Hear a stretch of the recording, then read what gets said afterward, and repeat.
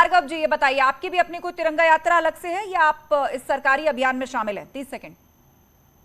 नहीं, देखिए, तिरंगा जो है देश की शान है। एक देश, एक किसान, एक संविधान। तो आस्था जी, मैं आपसे कहना चाहूंगा, एक अनिवार्य शिक्षा कक्षा 4 से 16वीं तक होना चाहिए हमारे देश में। गरीबों को जो है स्वास्थ्य शिक्षा जो है ये बिल्कुल मिलना चाहिए, इस पर चर्चा होनी चाहिए। आज हम देश के 75 साल जो मनाने जा रहे हैं, तो क्या गरीबों को, वंचितों को और जो हमारे पिछड़े हुए समाज के लोगों को वो सुविधा मिल पाई? हम उसकी बात करते हैं। तिरंगा हमारा शान है, अभिमान, हम उसकी दावा करते हैं। हर भारतीय का ये धर्म बनता है कि तिरंगा जो है अपने घर पे जरूर लहराए और उसको हाथों में लेके चले। ये हमने अपने बच्चों को बताया, परिवार को बताया। लेकिन क्या ठीक है, तिरंगा समय फहरा खत्म। करके 30 सेकंड पूरे आपके दयाराम भार्गव जी। आगे हम आएंगे, डिबेट ओपन करेंगे और विस्तार से चर्चा करेंगे। साजन के सिंह, बसपा का क्या स्टैंड है तिरंगा यात्रा को लेकर? 30 सेकंड। क्लियर कर दिया है कि राष्ट्रोत्सव है, राष्ट्र का उत्सव है। तिरंगा फहराना हमारी शान है। तिरंगा फहराने में हर भारतवासी को अपना योगदान देना चाहिए। मूल्यांकन हो इस बात पर होता है कि आप सोचते क्या है देश के बारे में। इसमें राजनीति नहीं होनी चाहिए। अपने घर में तिरंगा लगाइए, तिरंगा यात्रा में शामिल होइए। ये बहन जी का संदेश है कार्यकर्ताओं के लिए। इसमें राजनीति नहीं, और जो भी राजनीति कर रहे हैं इसमें वो गलत कर रहा है। ये पॉलिटिकल माइलेज लेने का समय है नहीं। ये देश का पर्व है, देश के पर्व में देश के लोगों का भागीदारी सुनिश्चित होनी चाहिए। यही स्टैंड है बहन जी का। ठीक है साजन जी, आपका समय पूरा। आपने साफ तौर पर कहा कि इस पर राजनीति नहीं होनी चाहिए, लेकिन इस वक्त बड़ा सवाल यही है कि राजनीति इस पर कर कौन रहा है, और इसी से हम डिबेट ओपन करते हैं। राजकुमार भाटी जी बताइए, तिरंगा उत्सव है, एक तरह से आजादी का अमृत महोत्सव है, तिरंगा यात्राएं निकल रही हैं, कौन राजनीति कर रहा है? आप ही ने सबसे पहले सवाल खड़ा किया था और उसे दंगे से जोड़ा था। नहीं, हम बिल्कुल सवाल खड़ा करेंगे, लेकिन आप हमसे पूछना क्या चाहती हैं कि हम तिरंगे का सम्मान नहीं कर रहे या हम भारतीय जनता पार्टी का सम्मान कर रहे हैं? किस चीज में आपको भारतीय इस अमृत महोत्सव में आप राजनीति क्यों लेकर आ रहे हैं? नहीं, कौन लेकर आ रहा राजनीति? आपने दंगों की बात की, फिर भाजपा कहेगी कि सबसे ज्यादा दंगे सपा में हुए थे, बस शुरू हो गई राजनीति। देखिए, समाजवादी पार्टी ये तो 3 दिन तक मना रहे हैं तिरंगा महोत्सव, हम 6 दिन मना रहे हैं। समाजवादी पार्टी के एक एक कार्यकर्ता ने उत्तर प्रदेश में अपने अपने घरों पर 9 अगस्त को भारत छोड़ो आंदोलन की जयंती के मौके पे हमारे राष्ट्रीय अध्यक्ष श्री अखिलेश यादव जी ने आह्वान किया कि 9 अगस्त से और 15 अगस्त तक सब अपने अपने घरों पर तिरंगा फहराएं और तिरंगे का पूरा सम्मान करें। जब ये 1942 में भारत छोड़ो आंदोलन शुरू हुआ था, तो उस समय देश के सभी वर्ग, सभी जातियां, सभी धर्म, बिल्कुल ठीक बात है, बिल्कुल ठीक बात है राजकुमार जी। और आज भी हमें सड़कों पर यही नजारा देखने को मिल रहा है कि सभी पॉलिटिकल पार्टीज अपनी अपनी विचारधाराओं के साथ तिरंगा फहरा रही हैं। बहुत ही सुंदर दृश्य है। पर मेरा मूल सवाल यह था कि तिरंगा तो अलग नहीं है, महोत्सव तो एक ही है, अलग से इसकी क्या जरूरत थी? आप भी उसी अभियान में शामिल हो जाते। ये किसी पार्टी का अभियान थोड़ी है, ये तो सरकार का अभियान है, सरकार सबकी होती है। देखिए, जब सवाल करते हो तो जवाब भी तो सुने करो आस्था जी, ऐसे कैसे डिबेट चलेगी? जब आप 1982 में पहुंच गए, मेरे पास समय लिमिटेड है, मुझे सबको समय देना है, इसीलिए मैंने कहा 2022 में ले आती हूँ। तो जब आपके पास समय नहीं है तो डिबेट में क्यों बैठाते हो? नहीं राजकुमार जी, मुझे सबको बराबर समय देना है, आपको भी पूरा समय देना है, इसलिए मैं ये चाह रही हूँ कि आप विषय पर बोलिए। इतने महत्वपूर्ण विषय पे, देश के राष्ट्र ध्वज पे, राष्ट्रीय स्वाभिमान पे, राष्ट्रीय स्वतंत्रता पे चर्चा करने के लिए अगर आपके पास समय नहीं है तो बेकार में अब इसमें आधी मिनट में क्या बात कह पाएंगे हम? 30 सेकंड में क्या कह पाएगा आदमी? भूमिका ही बना पाता है, 30 सेकंड हो जाते हैं, आप बदल देती हो। आप एक बार हमें समय दे दो, दोबारा मत देना, लेकिन समय दो। नहीं, मैं थोड़ा समय सबको दूंगी, क्योंकि क्या है कि ये मोनोलॉग नहीं है राजकुमार जी, मुझे सबको बीच बीच में चर्चा में लाना पड़ेगा। लेकिन ठीक है, आपको अगर 30 सेकंड से ज्यादा समय चाहिए तो मैं आपको 50 सेकंड देती हूँ। आप पूरी बात रखिए, लेकिन विषय पर बोलिए। तिरंगे से दंगा क्यों और राजनीति कौन कर रहा है? 9 अगस्त 1947 को जब राष्ट्रपिता महात्मा गांधी ने आह्वान किया था कि पूरा देश अंग्रेजों के खिलाफ सड़क पर उतर जाए, अंग्रेजों भारत छोड़ो, और नेताजी सुभाष चंद्र बोस ने आह्वान किया था कि अंग्रेजों की फौज छोड़ के मेरी आजाद हिंद फौज में आ जाओ, हमें देश को आजाद कराना है, आखिरी लड़ाई है।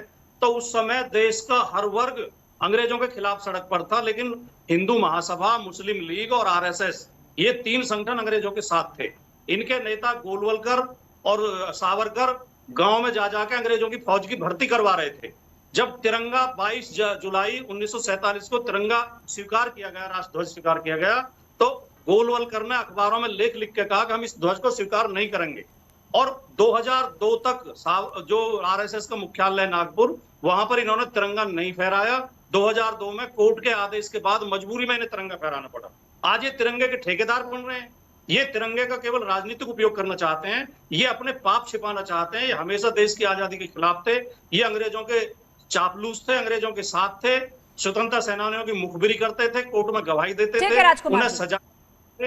आज ये तिरंगे के ठेकेदार, तिरंगे के लिए हमारे पूर्वजों ने खून बहाया है, हमारे पूर्वजों ने जेल काटी है। ठीक है, आपके 50 सेकंड पूरे और बहुत ही पेशेंस के साथ सभी पैनलिस्ट ने ये बात सुनी है और आप कह रहे हैं कि तिरंगे के ठेकेदार भाजपा वाले नहीं हो सकते, लेकिन मूल सवाल का जवाब आपने अब भी नहीं दिया कि अमृत महोत्सव में दंगे जैसे विषैले बोल बोलने की जरूरत क्या थी।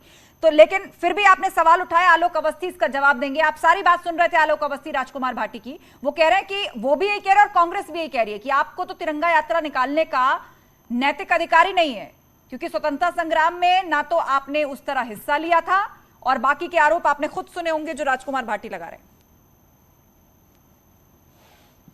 हैं। राजकुमार भाटी दिग्भ्रमित हो गए हैं, तो उनके बारे में मैं क्या कह सकता हूँ, लेकिन उन्होंने शायद सब्जेक्ट आपका विषयांतर कर दिया, इसलिए जवाब देना आवश्यक है। अगर ये आरोप लगाते हैं कि हमारे पूर्वज जो है, जिनको ये कहते हैं, वो अंग्रेजों के दलाल थे, तो सत्ता जो है फिर अंग्रेजों ने कांग्रेस को क्यों दे दी, सत्ता फिर हमारे लोगों को क्यों नहीं दे दी? तो यह एक बहुत मिथ्या प्रचार है। दूसरा कि सावरकर की बात करते हैं, वीर सावरकर जिनको 2 जन्म की आजीवन कारावास की सजा हुई थी, जिनको बैल की जगह कोल्हू में इंसान करे तेरा जाता था, 10 साल तक वो अपने भाई को नहीं देख सके, सड़ी हुई रोटियां खाने को दी जाती थी, उनके आप राष्ट्रवाद पे आप जो है उनको उठा रहे हैं। किस कांग्रेसी को जो है आजीवन कारावास सजा हुई है? कौन गया था काला पानी? आज के एक कांग्रेस के भी यहाँ बैठे में बता दें कौन काला पानी में गया था। एक सबके लिए सुविधा होती थी, पढ़ने की, लिखने की, बढ़िया बेड मिलता था। नेहरू की जेल भी देखी है और सबकी और लोग नेताओं की भी देखी है, लेकिन सावरकर की जेल देखी है आपने? सरोडर जेल में जाकर देखिए किस तरह की भयानक जेल थी, जहां पर जो है कोल्हू में पेरा जाता था, खाने को भी नहीं मिलता था, और 2 जन्मों के आजीवन कारावास यानी कि 200 साल की कैद मिली थी उनको। यह तो हमारा एक पक्ष हो गया। दूसरी बात मैं कहना चाहता हूँ, तिरंगा यात्रा से हमारी गौरव बढ़ता है, हमारा देश का गौरव। आज प्रधानमंत्री मोदी जी ने आह्वान किया कि देश का हर व्यक्ति इस गौरव में शामिल हो, हर व्यक्ति जो है अपने घर में लगाए। ये राष्ट्रवाद में आपको क्यों डर लगता है?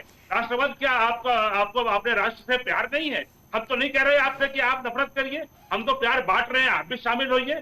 लेकिन क्या कारण है कि जब भी भारत जो है सर्जिकल स्ट्राइक करता था आप उंगली उठाते हैं, जब भी जो है भारत जो है चीन से लड़ता आप उंगली उठाते हैं? क्या कारण है कि जब भी जो है भारत कोई नया कानून अच्छा बना के लाता आप उस पर सवाल उठाते हैं? क्या कारण है जब ईडी कार्रवाई करती है और आपके यहाँ से जो है कैश पकड़ा जाता है? ये सारे सवाल उमाशंकर पांडे के पास ले जाते हैं। कांग्रेस प्रवक्ता हमारे साथ जुड़े हुए हैं उमाशंकर पांडे। उमाशंकर पांडे जी, आपने भाजपा के आरोपों को सुना, उन्होंने बताया कि ये तो एक महोत्सव है, हम तो प्रेम बांटने की बात करते हैं, लेकिन आप हर जगह कालिक फैलाते हैं। देखिए, पहली बात तो सावरकर का जवाब ले लीजिए। सावरकर नहीं, हम यहाँ सावरकर जी पर चर्चा नहीं कर रहे हैं, सावरकर जी पर चर्चा नहीं कर रहे हैं, उनका जिक्र राजकुमार भाटी ने किया, उसका जवाब आलोक अवस्थी ने दे दिया। हम तिरंगा यात्रा पर चर्चा कर रहे हैं। आप सभी गेस्ट से मेरा निवेदन है, कृपया विषय पर रहें। आप लोग विषय पर रहें, हम यहाँ सावरकर जी पर चर्चा नहीं कर रहे हैं। उमाशंकर पांडे जी, सीधा सा सवाल ये था कि भाजपा ने कहा है हम प्रेम बांटने की बात करते हैं, हमने तिरंगा यात्रा निकाली है, आप लोग क्यों सहयोग नहीं करते बल्कि देश के लिए जो गौरव के विषय उन पर सवाल उठाते हैं? हो गया, अब मैं बोल रहा हूँ। सावरकर गए थे जेल, लेकिन जैसे ही वो जेल पहुंचे आपसे पूछा गया कि सर्जिकल स्ट्राइक को क्यों आपने झूठा बताया, आपने कहा सावरकर जेल गए।